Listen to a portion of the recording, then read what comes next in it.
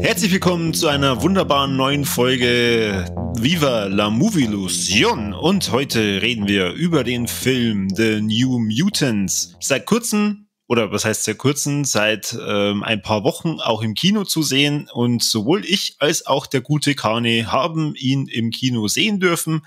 Ich ein bisschen früher wie der Kane erst vor kurzem, und deswegen, weil bei dir das noch alles viel frischer ist, darfst du gleich mal erklären, um was es in The New Mutants geht und aus welcher Reihe dieser Film stammt. Puh, sehr überraschend, dass ich das jetzt machen muss. Also, erst einmal von mir, grüßt euch, habe Derry beieinander, geht's euch gut? Freut mich, sehr schön. Ja, The New Mutants, es kommt aus dem X-Men-Universum. Yay.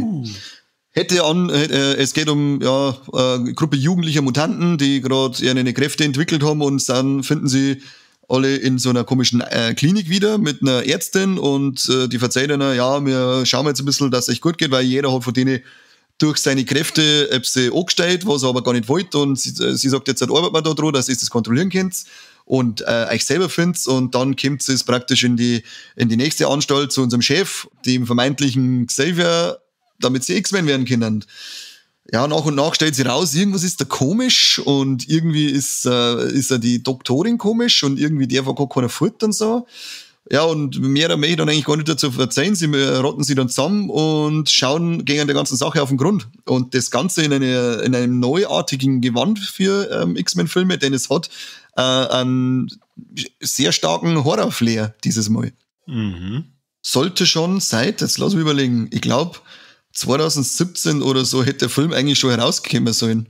Also ja, 2017 ist er auf jeden Fall draht worden, oder davor, ich weiß es nicht so genau, aber es ist schon Wahnsinn, wie lange das gedauert hat, bis er mal draußen war.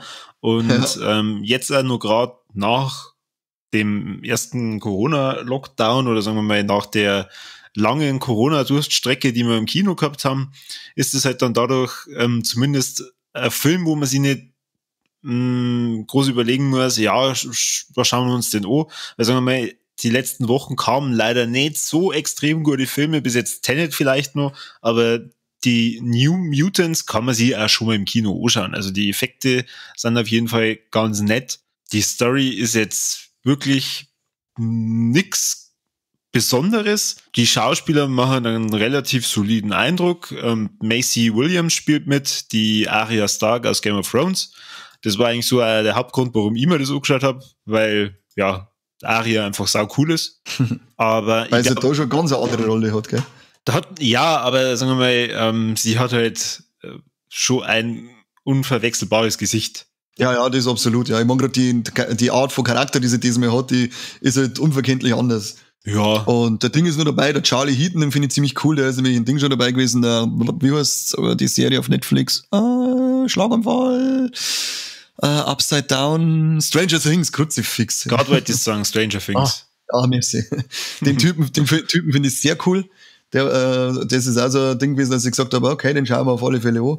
Aber wie du schon sagst, momentan aufgrund von Huren-Corona kämen wir nicht großartig aus. Also nimm ich als Kinogänger aus Überzeugung fast jetzt Ding, was wir hinwerfen, und sag, ja, da rumpel ich jetzt ins Kino, wenn ich kann.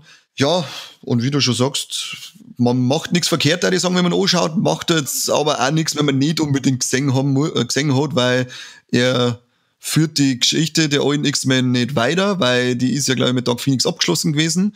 Der New Mutants hätte ein neuer Ansatz werden sollen, wenn das für die Weiterführung des X-Men-Franchises, aber dann ist ja Verschiebung gekommen, nach das käme Verschiebung. Dann hat Disney gesagt, hey Fox, wie schaut's aus, ich kauf die. Und hat sich die Rechte geangelt, dann ist es wieder verschoben worden, jetzt haben die da auch noch mit rumgewurschtelt. Letzten Endes ist jetzt ein Film geworden, der für sich allein stehen bleiben kann, den man aber theoretisch auch weiterführen könnte, aber nicht unbedingt muss. Und das ist halt wahrscheinlich jetzt einfach wirklich so das Ende der X-Men-Ära aus dem Fox-Universum, und Disney hat den halt nochmal ausgekaut für alle, ja, schaut's euch auf, und den könnt ihr euch nochmal anschauen, das letzte Fox-Überbleibsel an X-Men, aber in Zukunft wird's die X-Men bei uns im Marvel-Universum sehen. Was bestimmt dann auch spannend ist, und sagen wir mal, dadurch ist halt die New Mutants ein bisschen was Besonderes, dadurch, dass er eben auch so allein stehen kann, auch diesen Horrorfilm-Flair hat. Und ja, im Endeffekt, ich finde schon, er hat Spaß gemacht. Also ich war unterhalten, hab mich aber wirklich drauf gefreut, dass ich einfach mal wieder im Kino bin. Aber ich glaube, für so einen netten Filmabend kann man sich den schon mal reinziehen. Ja, würde ich auch sagen. Man muss sich auch nicht komplett in diesem X-Men-Universum auskennen. Da bin jetzt ich selber nicht so der extreme Fan, weil bis auf den Wolverine kann ich wahrscheinlich keinen einzigen von den X-Men jetzt irgendwie aufzählen. Nicht einmal die eine blaue Tussi, die sie verwandeln kann. Also, Mystique. Wer bitte? Wer ist Dick? Oder? Ich sage jetzt nichts dazu. Von dem her, man kann sich den auch anschauen, ohne dass man jetzt da großartig sich auskennt. Und ja. Ja. Herzlich willkommen, die kürzeste Episode ever.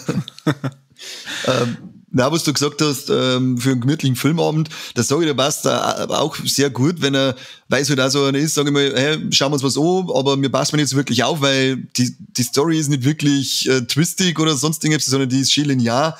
Er hat das bisschen Horror-Flair, aber jetzt auch nicht so, dass man sagt, boah, krass, Alter, was ganz was Neues, sondern es ist sehr altbewährt, das Horror-Flair, es ist einfach ein bisschen gruselig, da mal irgendwas hören und so.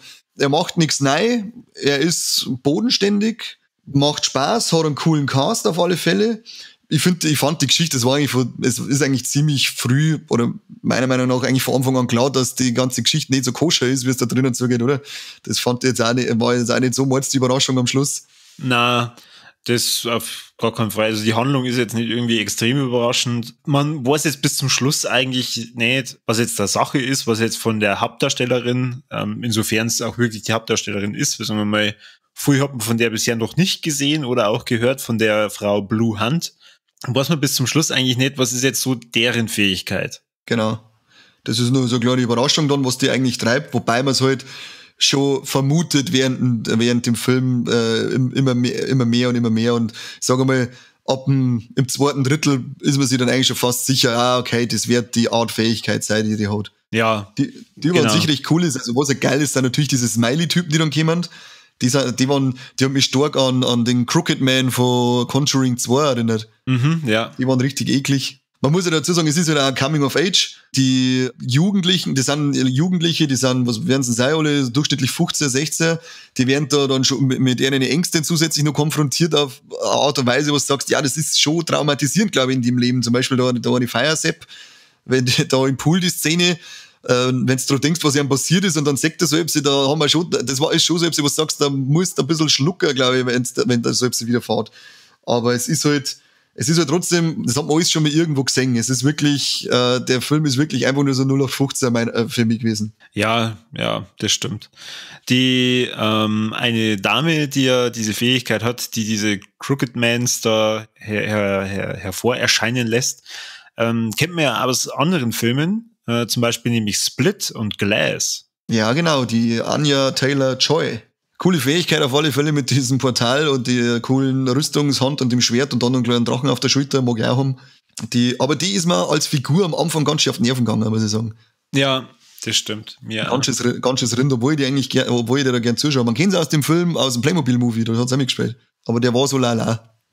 Was? Playmobil-Movie? Ja. Okay, nicht. Du kennst Playmobil, oder? Playmobil sagt man was, ja, das ist das schlechtere Lego. Ja, und Movies kennst du auch, oder? Movies habe ich schon gesehen. Ja, wobei die Ritterburg war schon cool. Nein, ich hab mal mit Lego bauen können. Das stimmt, ja. Also ich bin auch absolutes Team Lego, aber ich darf jetzt nicht sagen, es ist schlecht Playmobil. Es hat schon seine Dinge auch gehabt. Ja. Aber der Figur, das war die einzige, wo ich am Anfang gesagt habe, sie ändert sich dann noch cool, dass du sagst, ja, endlich. Aber am Anfang habe ich gedacht, halt doch endlich dein Fotzen, du Rind, du Dreckiges. Was ich auch cool fand, auf alle Fälle, was auch ein bisschen mutig auch ist, und das hätte man nicht gedacht, dass Disney das noch so durchzieht, dass sie eine lesbische Beziehung da gleich noch mit einbauen und drinnen lassen, vor allem auch, weil es verlieben sich ja dann zwei Damen und knutschen dann herum. Geil! Und da war ich auch überrascht, dass man das so, dass sie das sagen in einem X-Men-Film und vor allem jetzt auch noch unter dem Hause Disney, weil die haben ja, glaube ich, sogar eine Disney-Plus-Serie hätten sie gehabt, in der auch einer aus dem, wie heißt das, LGBTQ sowieso Lager, ich kann es nicht aussprechen, aber ihr wisst, was ich meine. Da glaube ich, haben sie sogar eine Serie gecancelt aus diesem Grund. Und den X-Men New Mutants haben sie jetzt da hier einfach ausgehauen und gesagt, wisst ihr was, die dürfen schmusen, die Mädels, weil es ja nichts Schlimmes ist. Finde ich auch sehr cool von ihnen. Ich glaube aber, das liegt auch daran, dass ja Fox das noch vor dem Umstieg auf Disney produziert hat. Diese schmusige Rolle oder diese Beziehung, die die zwei Damen dann entwickeln, ist ja gar nicht so unwesentlich für diesen Film. Mhm. Von dem her, ich glaube, manchmal denkt sich Disney, naja gut, bevor wir jetzt den fertig produzierten Film wieder in Tonne treten, bringen wir nicht raus. Ja, prinzipiell hätte man hätte vielleicht, wenn sie es wirklich wollen hätten, dann hätten wir halt die eine Kussszene, sagen wir, rausgeschnitten, dann war es nur noch angedeutet gewesen, die ganze Geschichte. Aber so haben sie doch dann den direkten Stempel drauf lassen, und das finde ich halt, vor allem wenn Disney es rausbringt, weil die, glaube ich, sind ja da doch noch sehr altbacken, was das angeht, was man jetzt schon öfter gehört hat. Es geht, also sagen wir mal, es gibt schon so manche Pixar-Produktionen, die direkt diese Homosexualität anschneiden, und ich glaube, die werden auch langsam dahin gedrängt, dass sie davor jetzt nicht verschließen.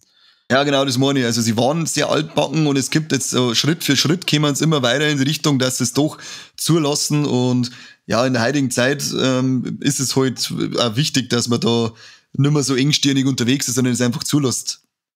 Wobei, ich glaube, sie werden halt wahrscheinlich auch gesagt haben, gut, FSK 16, wie viele Jugendliche oder Kinder schauen sie das an, und wenn jetzt nicht unbedingt am Anfang den Disney-Schriftzug bringen, kommt vielleicht jetzt auch nicht unbedingt jeder gleich drauf, dass das was mit uns zum Tor hat.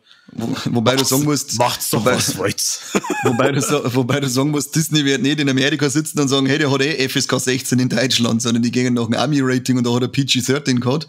Da können ein bisschen mehr rein, aber das stimmt ja, glaube ich, hat keinen Disney-Schriftzug noch nicht drinnen gehabt irgendwo, oder? Nein, war mir nicht aufgefallen. Vielleicht im Abspann dann noch, aber den haben wir noch mal angeschaut, weil es gibt übrigens, ja genau, kurze Info für euch, falls ihr im Kino sitzt, es gibt keine mit, Post, After, sowieso Credit-Scene. Es könnt dann, sobald der Film geil ist, getrost den Saal verlassen. Drum bin ich auch gegangen und habe eben dann jetzt auch noch mal gesehen, ob das dann im Ende noch mal erwähnt wird, aber nichtsdestotrotz fand's cool, dass sie es drin lassen haben, und ja, da mich freuen, wenn Disney da vielleicht einmal ein bisschen in die Pushen kommt und das jetzt es muss ja nicht da war es halt einfach schön, das war schön und nachvollziehbar, warum dass das so ist, und nicht so gezwungen, so, wir müssen jetzt unbedingt nur so einen queeren Charakter einbauen. Und genau so, wenn du das machst, so schön bodenständig, wo du sagst, okay, das ist nachvollziehbar, dann ist doch das immer willkommen, so wie es halt im echten Leben auch ist. Wenn es ja so ist, dann ist es so, aber nicht immer diese Keule in die Fresse, da sind jetzt Lesben und da sind jetzt Schwule und das jetzt, sondern machst es einfach so wie im echten Leben. Es passiert und es ist okay und fertig. Aber aufhören mit der Keule im Gesicht. Haben wir ja bei Aliens auch schon gesagt. Ja, genau, richtig. Ja gut, ansonsten würde ich sagen, allzu viel kann man über den Film momentan nicht sagen, ohne dass man jetzt mega spoilert. Deswegen werden wir jetzt nicht spoilern, sondern wir gehen über zu, was hat mir gefallen und was hat mir nicht gefallen. Und Kani, du darfst natürlich anfangen. Yay! Was mir gefällt, das ist bei dem ein bisschen schwer, direkt spezifisch zum Song, aber ich darf jetzt sagen, dass mir allgemein das gefällt, so, dass er so ist, wie er da steht. Also er kann für sich allein stehen, er kann aber, wenn es Bock haben, weitergeführt werden. Das finde ich cool. Und ich finde auch den neuen Ansatz cool, dass man ein bisschen dieses Horror-Flair einbringt. Das hat, glaube ich, im X-Men-Universum viel Potenzial im X-Men-Universum fließen, dass man das wirklich horrorlastig macht, aber ich gehe nicht davon aus, dass wir mehr sehen werden dazu. Was mir eben auch gefallen hat, was ich vorher gerade gesagt habe, dass Disney hier so diese Beziehung zwischen den zwei Mädels zulassen hat und das nicht rausgeschnitten hat. Was hat mir nicht gefallen? Ist bei dem jetzt auch schwer zu sagen, weil es war eigentlich nichts dabei für mich, von dem ich sage, das ist jetzt richtig schlecht und brauchst das.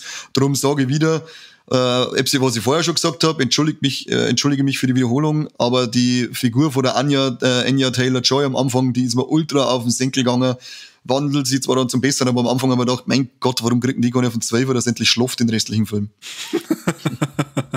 Oh Gott. Das hätte ich nicht akzeptiert. Das hätte ich nie akzeptiert. Ja, ich glaube auch nicht. Außerdem hat die ein Schwert gehabt, da kriegen die anderen noch nicht auf den 12. Und wiederholt es nicht ständig mit der Lesbenbeziehung, weil nicht, dass Disney das vielleicht einfach bisher noch gar nicht gewusst hat. Und jetzt genau. Die hören sie jetzt wieder unseren Podcast an und denken sie, was? Was, das schmusen Mädels? Ist ja eklig. Und sofort den Film aus sämtlichen Kinos genommen, zusammenzensiert. Jetzt kommt der erste 20 Jahre wieder raus, ohne Kussszene. Genau, und dann gibt's gerade in Zukunft dann Hashtag Danke Merkel, Hashtag Danke China, Hashtag Danke Viva la Movilusion. Haben wir wieder gut gemacht. Naja, so kommst du rein in aller Munde. Ja, das Werbung stimmt. ist alles. Werbung ist alles. Gut, dann, was hat mir gefallen?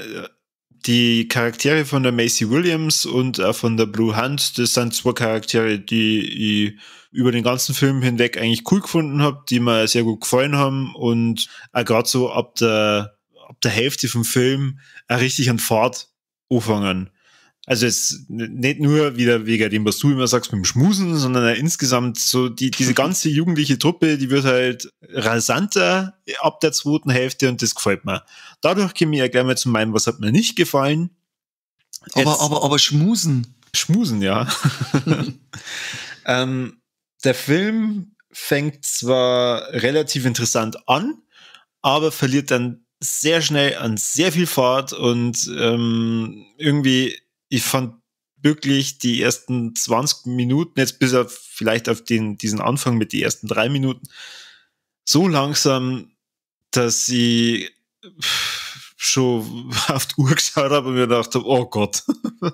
Ich habe dann sogar gegoogelt, wie lang der Film überhaupt geht.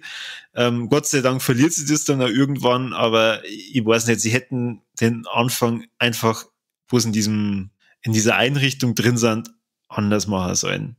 Das fand ich zu lahmarschig.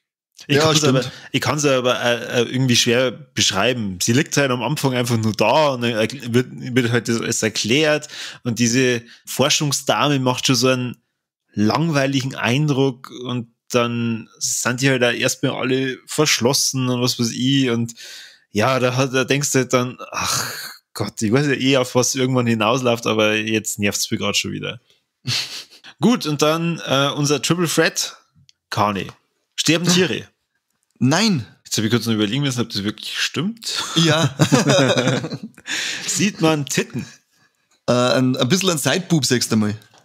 Und sieht man entblößte Trompeten? Nix Trompetos. Nix Trompetos. Naja. Kein Trompetos. Vielleicht ja dann bei dem nächsten X-Men-Film, wo wir dann ja eine neue Filmreihe erleben werden. Wir sind gespannt. Und ja, oder vielleicht, wenn Disney das jetzt sagt und sagt, hey, wenn Mädels geschmust haben, müssen wir einen Zipfel jetzt haben. Weiß man nicht, wir es jetzt nur überarbeiten, nachdem sie unsere Folge da hören. Wir halten eigentlich auf dem Laufenden auf alle Fälle. Die machen das dann so wie bei Fight Club. Die schneiden das einfach so mitten rein. Oder es kommt so ein komischer Superheld wie bei The Boys, wenn du die zweite Staffel schon gesehen hast. Nein, noch nicht. Das ist ja gerade Riesenschwengel, Weltklasse, scheiß in die Hosen. Das ist eine Superkraft. Ja, da ist einer, der kann seinen Körper anscheinend sein Zipfel so weit dehnen, wie es da gerade geht, und dann wirkt er einen damit. Oh Gott. Weltklasse-Witz, wenn er da telefoniert und einer sagt, hast du ihm schon gesagt, dass du einen Penis um den Hals hattest? Gut, da mit diesem wunderschönen Gedanken, den jetzt jeder von euch in die Ohren bekommen hat, werden wir diese Folge beenden. Wir sagen vielen Dank fürs Zuhören, der beste Podcast der Welt, und der Kani sagt euch jetzt noch, was ihr alles machen dürft. Genau, liken, teilen, und ja, wenn wir schon dabei sind, tätowiert es euch auf eine riesen Zipfeln auf, was wir haben, damit die Frauen das dann auch sehen und anhören. Und ansonsten vielen Dank fürs Zuhören, wie immer. Genau, damit es beim Geschlechtsverkehr auf einmal heißt, oh, was ist denn das? Das ist ein Podcast. Genau. Ah ja, komm, lass uns doch auf Folge anhören. Verdammt. Genau. So, scheiß wie bei der Motivation, das geht so vielleicht auf den Sack. Aber mir sagen wir dann danke, dass ihr uns noch ein paar weibliche Hörer besorgt habt, weil die sind uns eh lieber als die gichtligen Männer. Oh Gott. Und ansonsten können wir natürlich ja nur sagen, solange der New Mutants noch im Kino ist, er ist schon Kino sehenswert. Oh ja, ich würde auch sagen, geht's auf alle Fälle nur ins Kino. Die haben es jetzt sowieso nötig in ihrer Scheißzeit momentan. Also wenn's irgendwie die Möglichkeit habt, dann schwingt einen Arsch vor der Couch und rumpelt ins Kino. Der ein oder andere Streifen läuft, der sehenswert ist. Und wie gesagt, die Kinos, glaube ich, sind um jeden Arsch froh, der einen Sitz vor einer voll macht. Genau, richtig. Und ansonsten dann bis zum nächsten Mal. Viva la Movolution, der beste Podcast. Kani von was? Sag's. Ich hab's letztes Mal schon falsch gesagt. Was war das? Deutschlands? Ach Gott. Wieder nicht. Fuck, Alter. Der Welt. So, genau. Tschüss.